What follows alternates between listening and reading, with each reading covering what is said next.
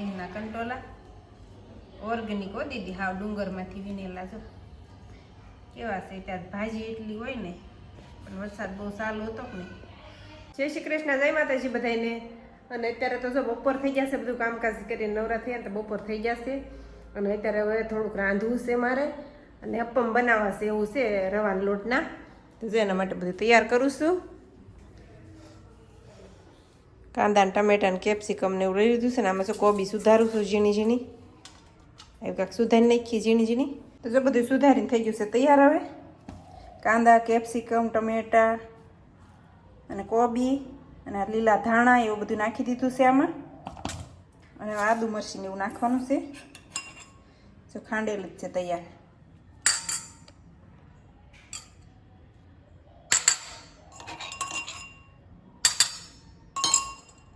અને આ છે લીંબુ.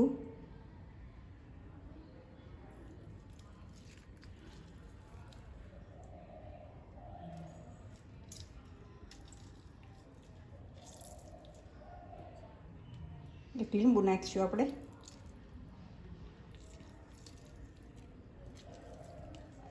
ને પમની લોઢી તો તૈયાર કરી નાખી છે.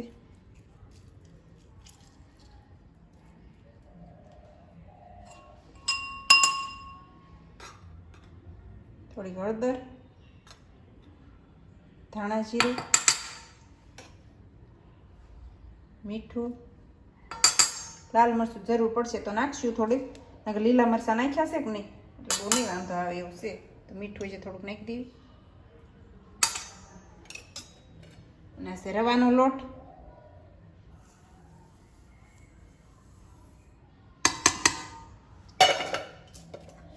એમાં જરાક નાખીશ ચણાનો લોટ. તો 2 ચમચી જેટલો, 1 ચમચી જેટલો જ નાખ્યો છે. બસ હવે આમાં પાણી ને થોડીક છાશ નાખશું અને હલાવી નાખવાનું, ખાઈથી મિક્સ કરી દેવાનું. અને આ સોડા છે, આ સોડા નાખવાના છે થોડાક, 1 અડધી ચમચી. તો બેટર તો આવું કંઈક બનીને તૈયાર થઈ ગયું છે. અને હવે છે ને 10-15 મિનિટ ઢાંકીને મૂકી દે એટલે રવો હરખાઈ પલ્લી જાય કે નહીં. અને પછી બનાવવાની શરૂઆત કરી દેવી. તો ધોઈને તૈયાર કરી નાખી છે લોઢી અપમની. તો 10 મિનિટ જેવું થઈ ગયું છે ને રવો પલ્લીને થઈ જશે તૈયાર. તો કદી બનાવવાનું શરૂ, ત્યાં દીદી પણ આવતી હશે. ચાલો કંઈક પલ્લી ગયો છે ને લોઢી તપી ગઈ છે હવે.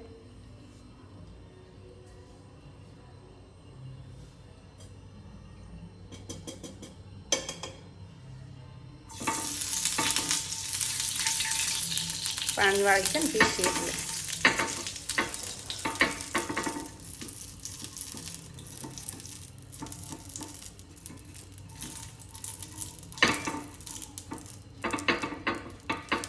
તેલવાળી કરી નાખવી.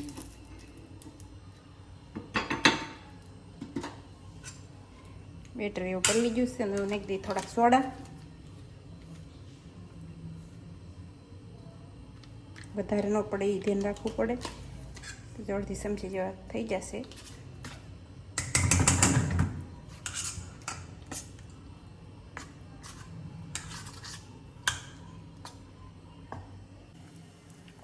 તો એક ઘાણ ભરીને તૈયાર થઈ ગયો છે. ફોન પકડે હેઠ નતો આવતો ને તો ઘડીક મૂકી દીધા, પછી ભરી લીધા છે. અને હવે છે ને જરી જરી તેલ નાખી દેવી.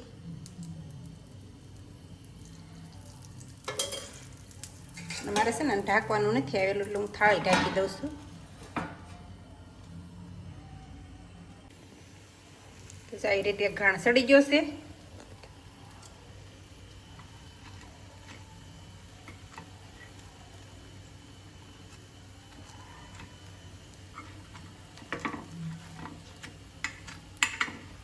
અવશ્ય છે ને એટલે તાપ વધારે લાગે. અને આમાં લઈ લેવી. આ સડી ગયા છે. આવા કાંઈક સડી જશે અને પોસા પોસા બની જશે અસરના. તો એક ઘણ બની ગયો છે અને આ બીજો ઘણ બને છે.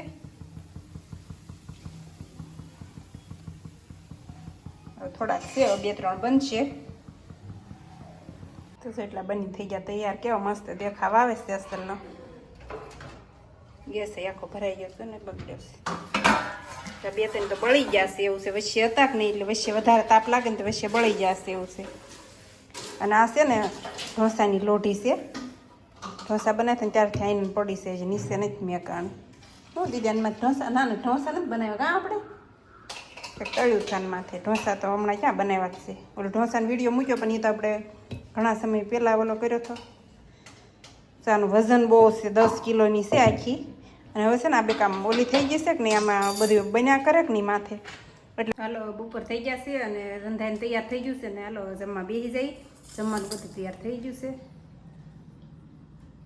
સાસ લઈ લીધી છે અને આ ડીશ તૈયાર થઈ ગઈ છે. જો સોસ સાઈડમાં મૂકીને કેવો અસલ થઈ જશે. તો હાલો જમી લઈએ. દીદી તો ખાઈને પછી આમ તો કેવી રમત કરે છે. બોટલ ઉપર સોસની ઓલી મૂકી અને એના ઉપર અપમ મૂક્યું. ટોપી પહેરાયું એવું લાગે છે ને દીદી? હે હા છે ને જો કંટોલા છે, એના કંટોલા ઓર્ગેનિક હો દીદી, હાવ ડુંગરમાંથી વિનેલા. જો કેવા છે. ત્યાં ભાજી એટલી હોય ને પણ વરસાદ બહુ સારો હતો કે નહીં. અને આજે તો આપણે કંટોલાનું શાક બનાવવાનું છે દીદી. આજે દૂધ નાખીને કંટોલાનું શાક બનાવવાનું છે મસ્ત. દૂધ નાખેલું તને ભાવે? દીદીને દૂધ નાખેલું જ ભાવે છે. એવું આમને નથી ભાવતું કા? કડવું લાગે ન કરીને. આ હું કડવા આવતા છે ત્યારે તો કંટોલાનો ભાવે બહુ હોય. તો મીઠાશ ખાવા કંટોલા હવે તો બહુ જ થાય છે. આપણું દેહમાં તો બહુ જ થાય કા? કંટોલાનું વાસેટીને ભાજી ને બધું શાકભાજી મળશે ખાવા. અને આપણે તો દૂધમાં શાક બનાવશું અને આને આપણે સાંજે આપણે બનાવી ને એટલે આને પછીના વિડીયોમાં છે ને આપણે બતાવી દઈએ આપણે દૂધમાં કઈ રીતે બનાવી છે ને કંટોલાનું શાક. એ તમે કોઈ બનાવતા હોય તો એમ તો દૂધમાં બનાવી છે. એ ભરેલા કંટોલાનું બનાવી અને દૂધમાં પણ આપણે જીના કટકા કરી અને પછી બનાવી. પાકા આમ બિયા હોય ને કડક એ કાઢી નાખીને કૂણા હોય ને તો રહેવા દઈ. કડવું પણ એક સહેજ નામનું નથી થતું કા? કેટલું અસલ એવું સરસ થાય શાક. એવું કંઈક શાક અમારે બનાવવાનું છે આજે કંટોલાનું. તો એની રેસીપી તમને આના પછીના વિડીયોમાં બતાવી દઈશું. અમે દૂધમાં કેવી રીતે શાક બનાવીને કંટોલાનું એ તો જાવા કંટોલા છે. અને અત્યારે તો હાલના 5:30 થઈ ગયા છે અને વિડીયો મૂકવાનો પણ સમય થઈ ગયો છે એવું છે. ચાલો આ સાથે જ આજનો બ્લોગ આપણે પૂરો કરી દઈશું. તો વિડીયો તમને કેવો લાગ્યો કમેન્ટમાં જરૂર કહેજો અને જો પસંદ આવ્યો તો લાઈક, શેર અને સબસ્ક્રાઈબ કરી દેજો. તો ફરી પાછા મળશું આપણે નવા બ્લોગમાં.